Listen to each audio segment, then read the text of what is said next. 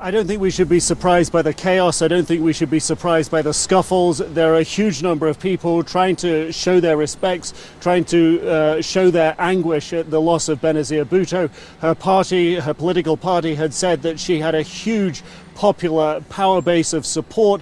That is what we're witnessing today, and it's worth remembering as well that while we may see tens if not hundreds of thousands of people at our ancestral home for a burial, there are many millions across the country, according to her party, who feel just as fervently, just as anguished about her death, who are not able to make it to this remote ancestral home. This is a moment for her political party to lay to rest a great leader, but it is also a moment that's going to leave them with multiple challenges, and the leading challenge for them is going to be to find a replacement for Benazir Bhutto. They say that they can do that. They say they can do it quickly. They say that it needs to be somebody who's strong. But this outpouring, this popular outpouring of support, the thousands, the hundreds of thousands of people who are making their way to an ancestral home, an indication of her charismatic leadership, an indication of how popular Benazir Bhutto was. Adrian?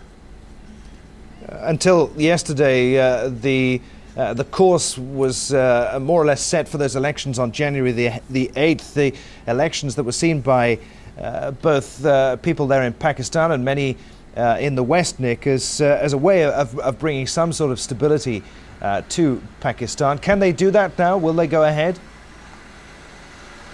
Well, the other former Prime Minister who returned from exile not long after Benazir Bhutto, Nawaz Sharif, has said if the government insists on going through the elections in less than 2 weeks on January the 8th, then this is a path to chaos for the country. It is a time of political calculation. It is also a time of high emotion in the country. We've already seen people killed. We've seen banks destroyed and burnt, public utilities, public vehicles burnt and destroyed by crowds that are angry about Benazir Bhutto's death, crowds that are blaming it on the government, blaming her death on the government of Pervez Musharraf, and are taking it out on government institutions.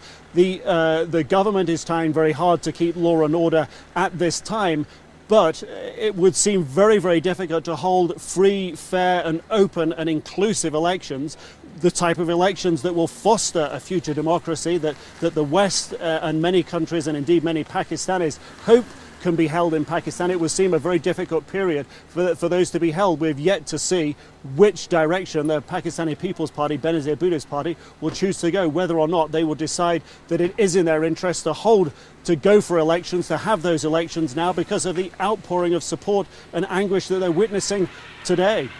Adrian? Given all of that, Nick, what's the likelihood of military rule being reimposed?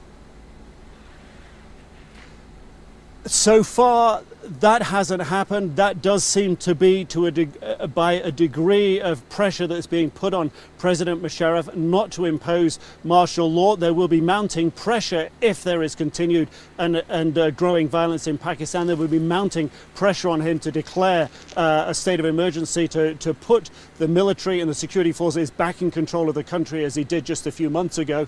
But at the moment, that doesn't seem to be happening. It does seem to be in part because of international pressure. But I don't think at this stage it can be ruled out.